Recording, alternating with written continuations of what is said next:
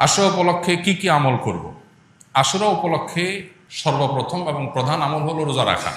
মুহররমের 10 তারিখ এবং তার সাথে 9 তারিখ এই দুইটা রাখা উত্তম, কারণ নবী সাল্লাল্লাহু আলাইহি সাল্লাম বলেছেন, যদি আমি আগামী বছর বেঁচে থাকি তাহলে আমি 9-10 রোজা রাখবো। এই যে 9-10 রাখাটা উত্তম, এটা নবীজির স্বপ্ন ছিল, আকাঙ্ক্ষা ছিল। আর না হলে 10-11 রোজা রাখা, এটা হলো আশুরার প্রধান আমল। দ্বিতীয়ত, আশুরার এই দিবসের শিক্ষাটা গ্রহণ করা। এটা নিয়ে খুব বেশি আলোচনা হয় না, আলোচনা হয় শুধু আশুরার রোজা নিয়ে, ইতিহাসও আলোচনা হয়, কিন্তু আশুরার চেতনা কি, আশুরার শিক্ষা কি, আশুরা আমাদেরকে কি বার্তা দেয়, সেটা নিয়ে আলোচনা হয় না। অতএব আশুরা উপলক্ষে প্রতি বছরই আমাদের এই শিক্ষাটা ধারণ করা দরকার যে সত্যের বিজয় হবেই হবে, দুদিন আগে আর দুদিন পরে।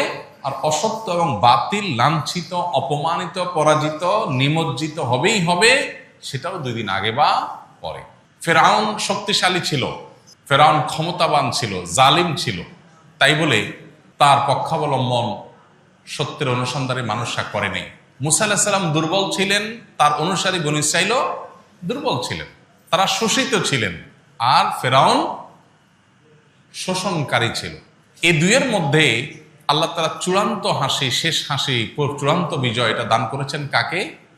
মুসা আলাইহিস সালামকে। অতএব সত্যের বিজয় হয় 2 দিন আগে আর পরে। এই চেতনা, এই শিক্ষা মাথায় রেখে যদি আমরা চলি, আমরা সত্যের সাথে থাকবো, সেটা দুর্বল হলেও সত্যের সাথে থাকবো, সংখ্যায় কম হলেও। আমি শুধুমাত্র শক্তি, সামর্থ্য, দল, গ্রুপ, মতাদর্শ এগুলো দেখে, জোয়ার দেখে আমি চলবো না, আমি আদর্শের ভিত্তিতে চলবো। এই শিক্ষাটা আমাদেরকে আসলে দিয়ে থাকে। অতএব সেই শিক্ষাটা আমরা ধারণ করার চেষ্টা করব ইনশাআল্লাহ। আশুরা উপলক্ষে একটা হাদিস, যে হাদিসকে ইমাম তিরমিজি রাহিমাহুল্লাহ বিশুদ্ধ বললেও, হাসান বললেও, অন্য ইমামরা অনেকে জয়ীফ বলেছেন, সেটা হলো এই দিনে আল্লাহ তাআলা আল্লাহর বান্দাদেরকে মাফ করার ইতিহাস আছে। অতএব পরবর্তী জাতিরাও আল্লাহর কাছে তওবা করলে এই দিনে তওবা কবুল হবে, আল্লাহ তওবা করবেন, কবুল করবেন।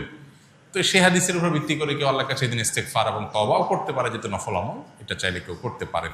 মুহররম আসলেই মুআবিয়া রাদিয়াল্লাহু তাআলা আনহুকে নিয়ে বিভিন্ন আলোচনার জন্ম নেওয়া হয়। হযরত মুআবিয়া রাদিয়াল্লাহু তাআলা কি সাহাবী ছিলেন? মুআবিয়া রাদিয়াল্লাহু তাআলা সাহাবী ছিলেন, এটা নিয়ে তো কোনো প্রশ্ন থাকার সুযোগই নেই। আমরা সবাই জানি তিনি সাহাবী ছিলেন, এবং মুআবিয়া রাদিয়াল্লাহু তাআলা আনহু আমাদের সমস্ত মুসলমানদের কাছে শ্রদ্ধার পাত্র।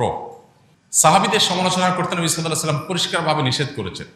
সাহাবীদের সমালোচনা করা, তাদেরকে গালমন্দ করা, এই গালমন্দ করতে নবী সাল্লাল্লাহু আলাইহি ওয়াসাল্লাম নিষেধ করেছেন।